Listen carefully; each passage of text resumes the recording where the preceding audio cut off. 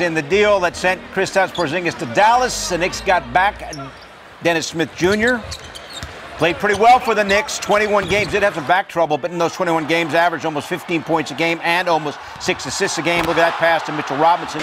In Las Vegas over the weekend, Dennis Smith talking about one of the Knicks' new additions. I love Julius Randle. I played him when he was with the Lakers, and I don't think I've ever seen him not have 30, being honest. So I hope he can get 30 a game with the Knicks.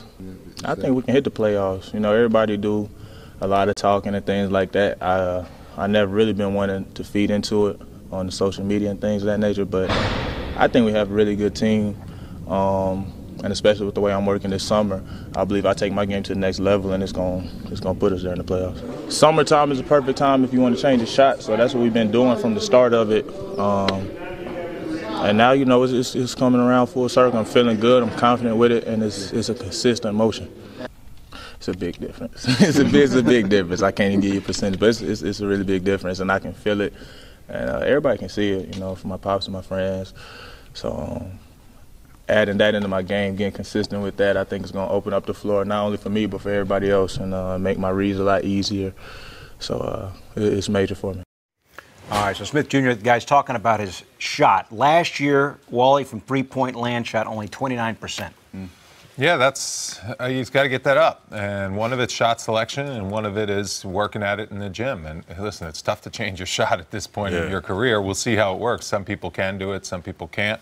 I just think he's just got to take good shots. He's got to get in the gym, you know, get repetitions with that jumper to complement his athleticism, his ability to get to the basket. And the Knicks really need him to be the guy. They want him to be the guy. That's why they traded for him. They need him to be a star point guard and play almost all-star caliber, and he's got the opportunity to, run this team right now. They talked to him at the end of the season about changing his diet and coming back in elite condition. Not good condition, not playing condition, elite condition. NBA shape. Taking a look at him there, and as you watch, and I was just sitting there, but when you watch the videos of him that we just showed from last season, and then you see him sitting there, he already looks like, I don't know if he's cut weight or whatever, but he looks a lot different physically already. The neck.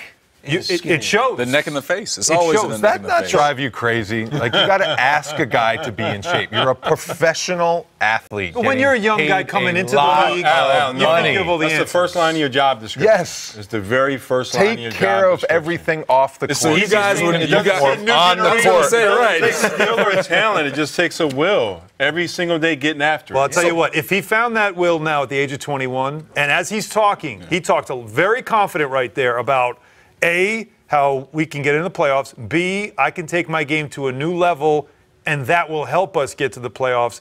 That's a guy that to me sounds like maybe he did find religion this offseason. Oh, this is what I have to do to be as good as as great as I can be.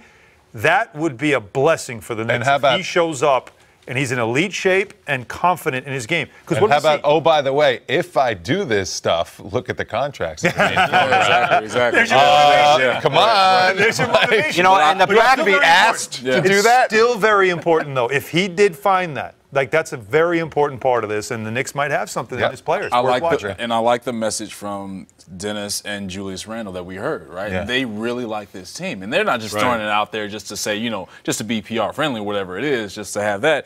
They really believe in what they have, and that's what you love about what Julius Randle can bring, and also Dennis Smith Jr. While you talked about this, Randle's a pick and roll guy. Like, he thrives in that. So could you imagine with a new metalwork Dennis Smith Jr. jump shot, working in a pick and roll with Julius Randle and what that could be and what that could bring? I mean, the options are limitless. Too many games important, and those two guys could play together, just like you said. If they hit it off, they're both under the age of, 24 years old and younger, the two of them. That could be obviously very important for them. I'm just excited for Fizdale to get his hands and all his knowledge onto Dennis Smith for the whole year. Like, he had him for part of the year last year. Only 21 games. We saw what he did with Emmanuel Mudiay and changed his game and made him a real NBA player. Because he's basically had one foot out the door when he got to the Knicks. Now he's definitely an NBA player because of Coach Fizdale. I would love to see what he's going to do with Dennis Smith Jr. this year with a whole year under him. Meantime, guys, Frank Ntilikina still a Knick. Missed the 39 games last year, had the groin problem, which really derailed the second half of his season. He's in Las Vegas, and he talked to Monica McNutt about getting reacquainted with his old teammates. We don't see everyone a lot like we see everyone during the season. So we're just checking in, make sure everybody's okay, and just yeah, that's basically it. I know you've been spending a lot of time in Dallas working to improve your game. What are you focusing on in the offseason? Everything. First of all, my body. I wasn't healthy to finish that last season, so of course my body is a big point where I have to work in. And then my overall game, my offensive game, keep on building my defensive game, but my offensive game the most, how comfortable I am with the ball and without the ball, moving on the court, and scoring too. How are you feeling physically? Back to 100%? Yeah, good. I feel good, yeah. Okay. Lots has been happening this offseason. You've added some new teammates, Julius Randle being one of them. As you see more guys being added to the roster, what has been going through your mind? I'm excited. I'm ready to go. We got competitive guys, we got good vets, and good young guys, a good mixture. So we have a lot to learn, and I think we all on the same page. We're all excited, and we all want the Knicks to be a competitive team next year. Sunday night's matchup against the Suns kicked off with a highlight from R.J. Barrett. What did you think of the way he kicked off the game? Nice. That was nice. I was okay. Okay, you got that. Nah, that was nice. Iggy Brasdeikis is leading the scoring category. What did you think of his performance? I think he's a real tough competitor. Like he said, he's not afraid of anything or anyone, and we can see that on the court. And I mean, he's playing with a lot of energy defensively and offensively, so that's just good to see and good to know as a teammate. And it's going to be interesting to see what happens with Frank Ntilikina. You got Elfrid Payton and Dennis Smith Jr. at the point, and Allen. Knicks have also loaded up at the two-guard position. Yeah, Ellington, Bullock can play the two, and obviously R.J. Barrett. Where's he going to play? Brasdeikis. Alonzo Trier is still there, too. And I didn't even mention Trier, who's a guy that can score. Look, we all know what Ntilikina's calling card is going to be his defense. Yeah. And I feel like there were times he showed it, but it wasn't consistent enough. And I think you can forgive some of the offense with him, especially off the ball, if he's just bringing it defensively all the time, because this Knicks team is going to. In today's NBA, you can't forgive any offense. You can't forgive. No, you need guys. I got to start somewhere with this player, and he needs to give. He needs to first be what he's supposed to be good at. Okay, Let's start there, because that wasn't consistent. Right. But you can't forgive his offense. You have to be relevant I said, we've got to take this one step at a time. Let's get what you're supposed to be good at going first. That's fair. And that's what I think he needs to have the attitude of. He's spending a lot of time focusing so much on his offense that I don't think we're seeing enough of what the value is in him, is his defense. But there's a huge question here for him as he steps into training camp.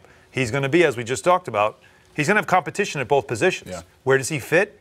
Is he going to play? And what is he going to do to earn that playing time? There's a lot of pressure on him this year. And I agree with you were saying, Alan. He has to set himself apart defensively. I mean, you talk about Trier, Barrett, Smith Jr., Elfrid Payton, guys that can play, make, and score the basketball. But we haven't talked much about defense with those guys. Exactly. That's where Frank can make his separation if he brings it on the defensive end from day one. Just set a message and a tone right away. Right. For more great videos from the MSG 150, check out right there. And remember, our show is on Monday through Thursday, 8 to 10:30 p.m. on MSG Network and MSG Go.